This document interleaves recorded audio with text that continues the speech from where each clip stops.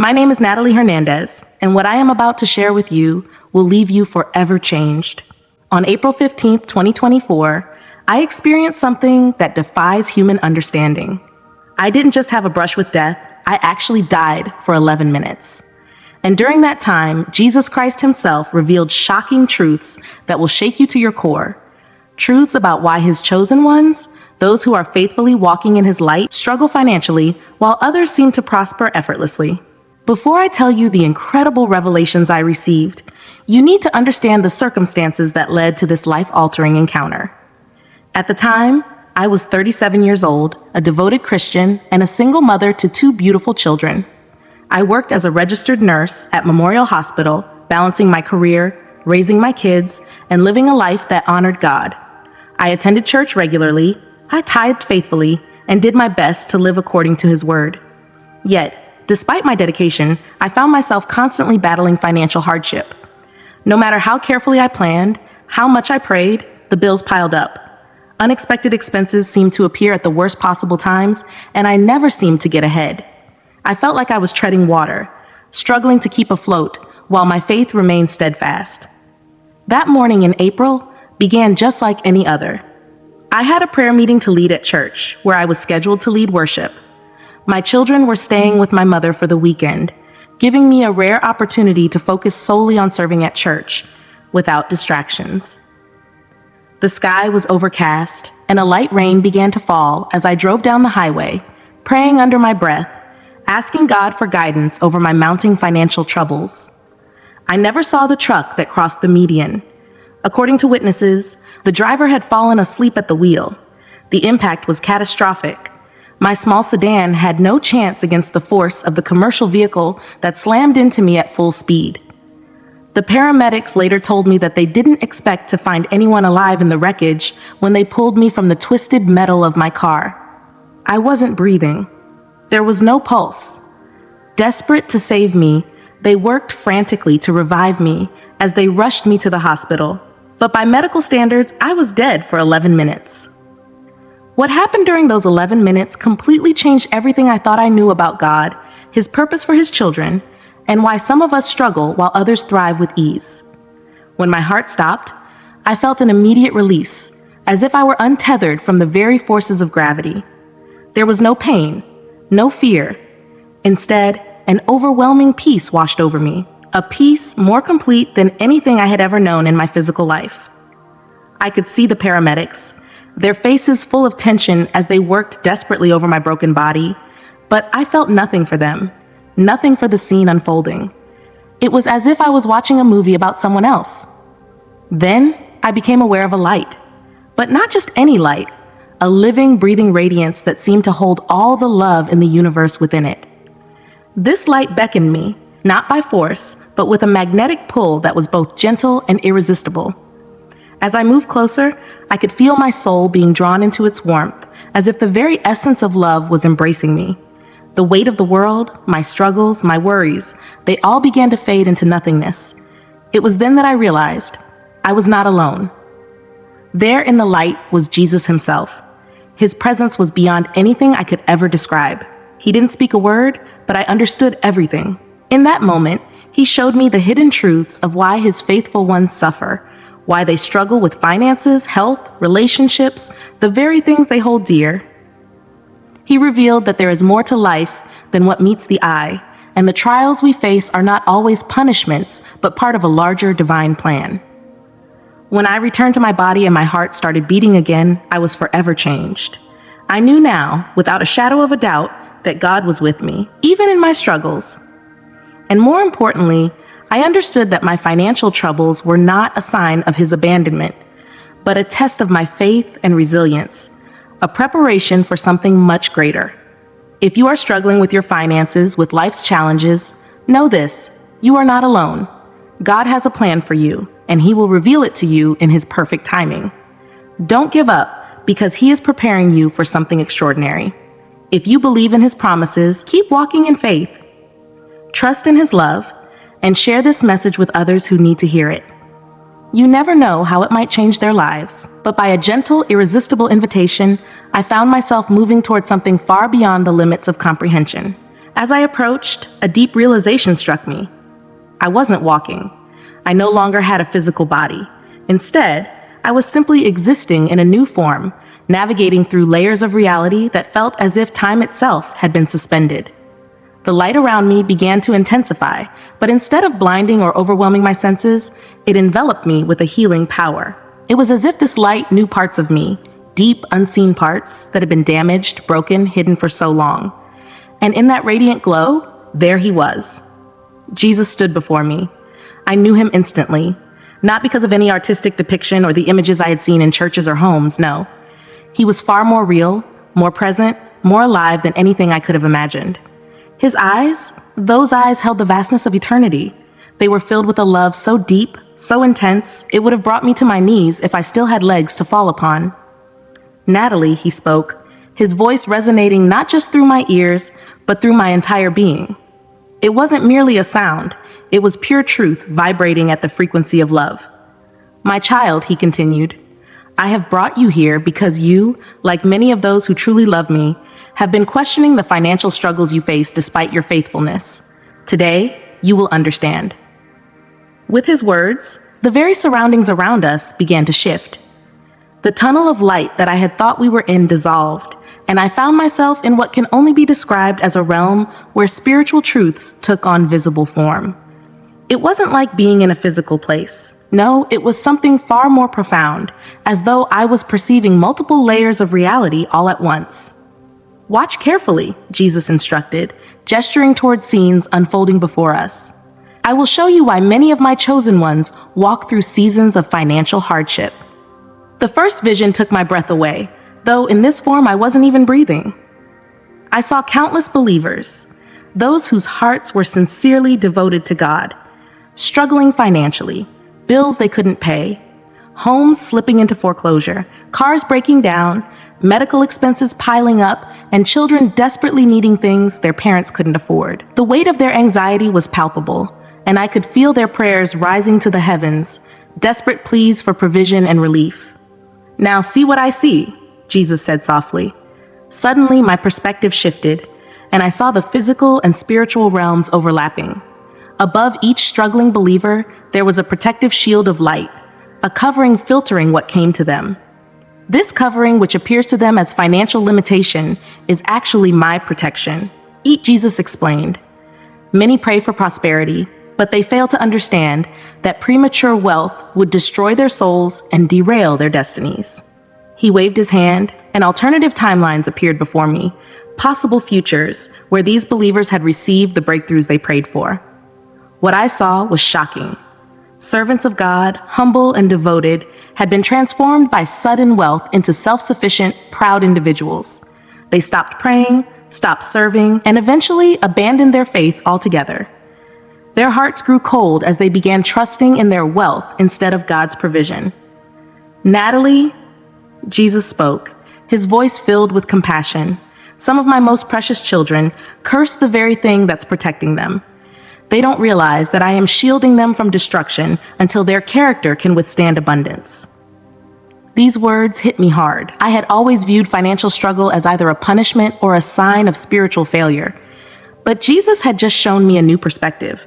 It was divine protection. But he wasn't finished. Now see the warfare, he said, and the scene shifted once more. I gasped at the sight of what I saw.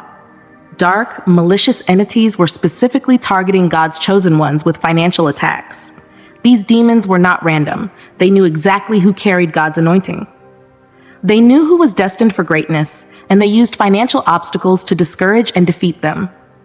The enemy knows who carries my greatest assignments, Jesus explained. Financial warfare is often a sign of spiritual significance, not of my displeasure. This revelation washed over me like a wave, sweeping away years of confusion. The unexpected bills, the career setbacks, the opportunities that fell through, none of it was random. It wasn't proof that God had abandoned me, nor was it a sign that I was doing something wrong. No, these were spiritual attacks, targeted precisely because I was walking the right path. Jesus continued, guiding me to another scene. See how financial limitations serve as a divine filter, he said, showing me how these struggles revealed the true priorities of believers. I watched as some, faced with hardship, abandoned their faith. Others, however, drew closer to God, finding joy and peace in His presence, even in the midst of lack. Jesus explained that many claim to love Him, but their love is for His provision, not for Him. Financial struggles, He said, reveal the true condition of the heart. I saw believers who, despite their own need, continued to tithe, gave generously, and refused to compromise their values for the sake of financial gain. In the spiritual realm, I saw how these choices accumulated like deposits in a heavenly account. Spiritual riches far outweighing any temporary material wealth. Watch what happens when my children remain faithful despite their circumstances, Jesus said. And before me, I saw how each act of generosity, each decision to remain content despite hardship, built spiritual authority and power, like glowing deposits in an account no one could ever touch. This is why I allow my children to experience prolonged seasons of financial testing, Jesus said gently. They're not just learning about money, they're learning how to carry spiritual authority without being corrupted by it. We moved on to another scene, where Jesus revealed how financial difficulties served as a spiritual incubator, cultivating deep roots of faith and perseverance that could never be achieved in times of comfort. Many pray for financial breakthroughs, He said, but they don't realize that their current struggles are preparing them for the assignments I have for them in the future. Then, Jesus showed me the crucial connection between financial struggles and divine timing. He revealed how God's timing for financial breakthroughs is intricately tied to a person's spiritual maturity and divine purpose. I am not withholding from my children, Jesus said. I am waiting for them to be spiritually mature enough to handle the blessings and responsibilities that come with abundance. I was shown how financial limitations often kept believers right where they needed to be for their divine assignments. I saw people who, after receiving financial blessings prematurely, moved away from their calling, abandoned their assignments, or became so obsessed with maintaining wealth that they missed divine appointments. What looks like financial bondage, Jesus said, is sometimes my way of keeping you positioned for your purpose. The final scene Jesus showed me was deeply personal. He revealed how my own financial struggles had kept me in the exact place I needed to be, connected to the people I needed to be with for the work He had called me to do. If I had been financially free as I once thought I wanted, I would have moved away from the very community that needed me most. Your limitations haven't been punishment, Jesus said tenderly. They've been placement for purpose. And with that, I understood. In the quiet stillness of my heart, a truth began to unfold, one that took time, patience, and divine revelation to fully understand. The struggle, the waiting, and the seemingly endless seasons of financial hardship were not punishments, but rather a sacred preparation for what God had planned. It became clear to me that God's timing, though often perceived as slow or delayed, was always perfect. His path was unhurried, and He never allowed anything to rush ahead of His divine orchestration. I began to see that behind every moment of waiting, God was quietly aligning people, circumstances, and opportunities, all destined to converge at exactly the right time, never too early, never too late. This wasn't a trial for my patience. It was the shaping of a future blessing I could not yet comprehend.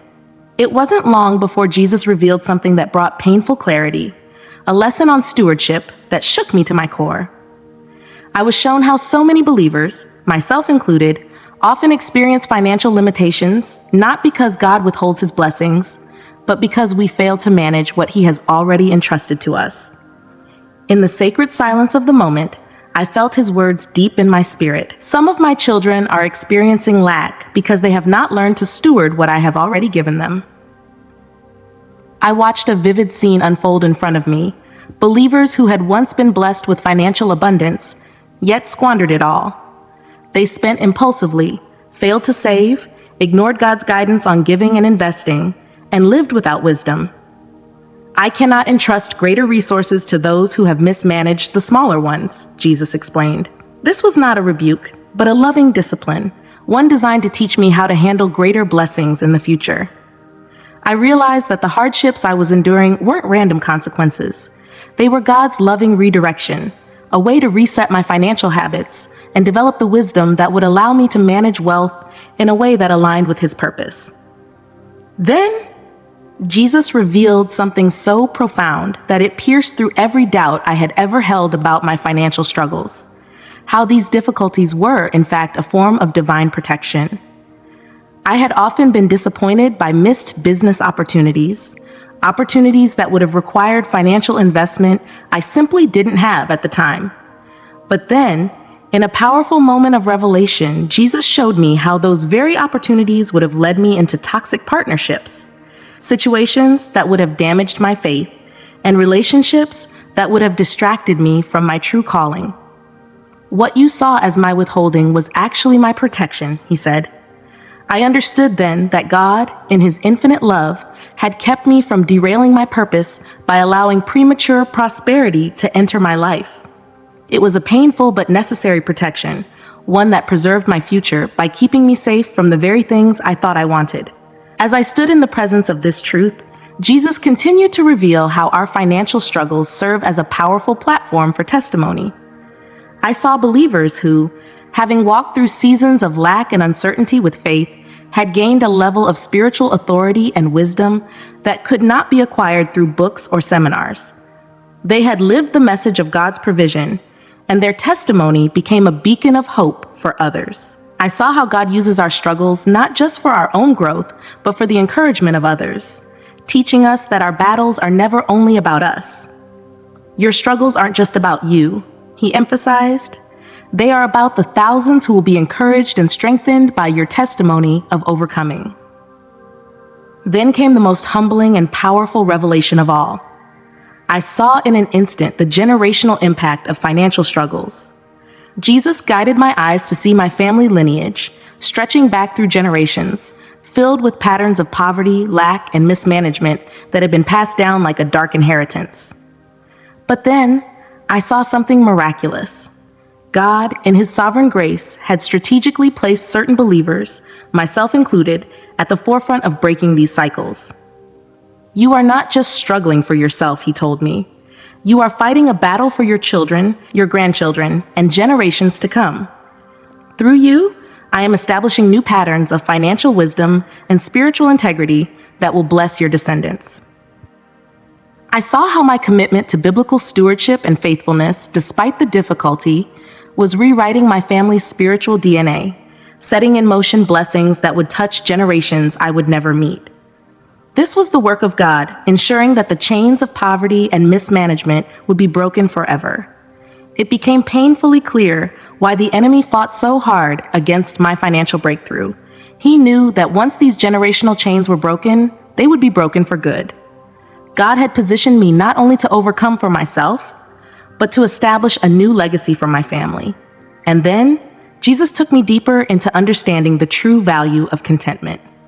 Financial struggles were not simply about scarcity. They were a tool used by God to shape my heart, to teach me to find joy in him rather than in my circumstances. I watched believers who had learned to find their satisfaction in Christ, regardless of their material wealth. These were people who could say with all sincerity that they were content in plenty and in want. In a world that chases after more money, more possessions, more status, these believers had discovered the profound peace of true contentment, a peace far more valuable than anything material. It was this kind of contentment, I realized, that was the ultimate prize, and it was far more enduring than any earthly wealth. Through these revelations, my understanding of financial struggles transformed. What I once saw as burdens, as obstacles, I now saw as divine tools, used by God to mold my character, protect my future, and position me for a legacy that would extend far beyond my lifetime. But Jesus revealed something so profound, so deeply transformative, that I can never forget it. As I spent time in his presence, he showed me people who radiated a supernatural peace, a peace that defied all logic. Despite facing empty bank accounts, despite financial struggles that would leave most drowning in anxiety, these individuals exuded a joy that was unshakable. Their joy wasn't based on their circumstances. It wasn't dictated by their financial situation. Instead, it flowed from something far deeper, a communion with Christ that transcended everything the world holds dear. They had unlocked a secret, a divine truth Jesus shared with me.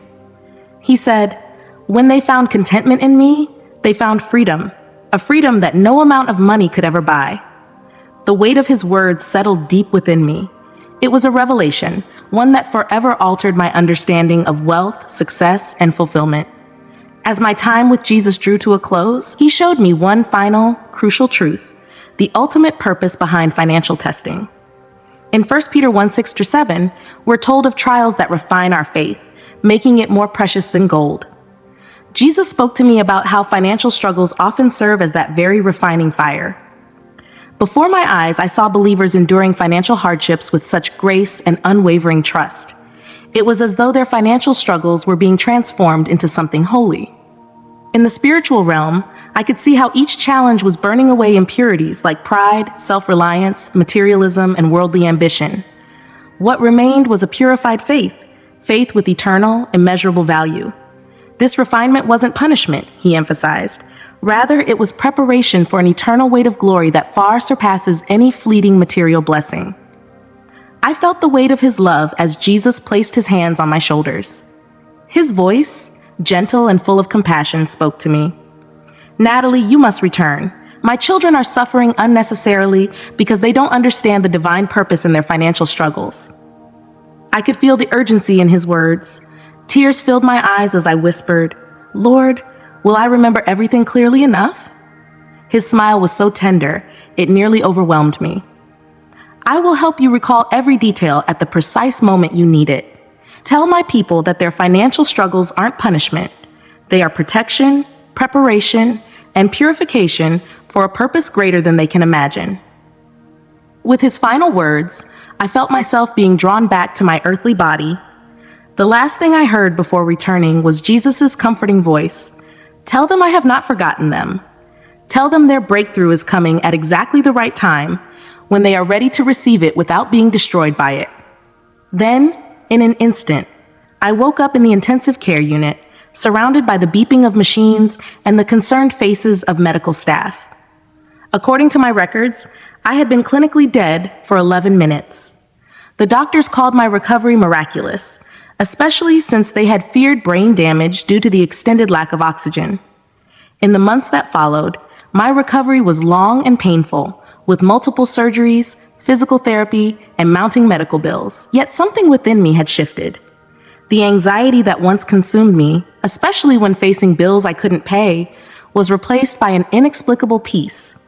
I no longer saw my financial struggles as a punishment, nor a sign of God's neglect. Instead, I understood that they were part of a divine process, one that was preparing me for a purpose far beyond what I could comprehend. As I recovered physically, I began to see the spiritual truths Jesus had revealed to me unfold in my life.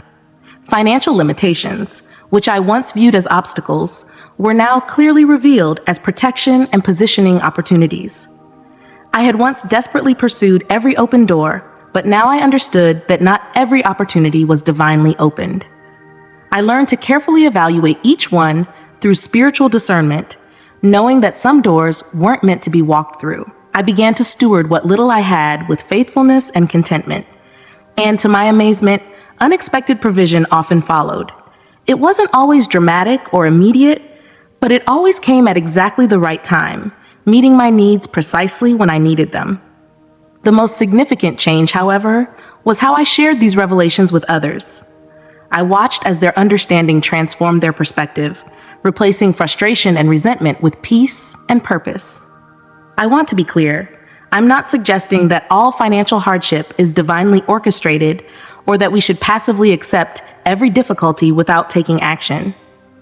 Jesus never implied that we shouldn't work hard, save wisely, or seek to increase our income through ethical means.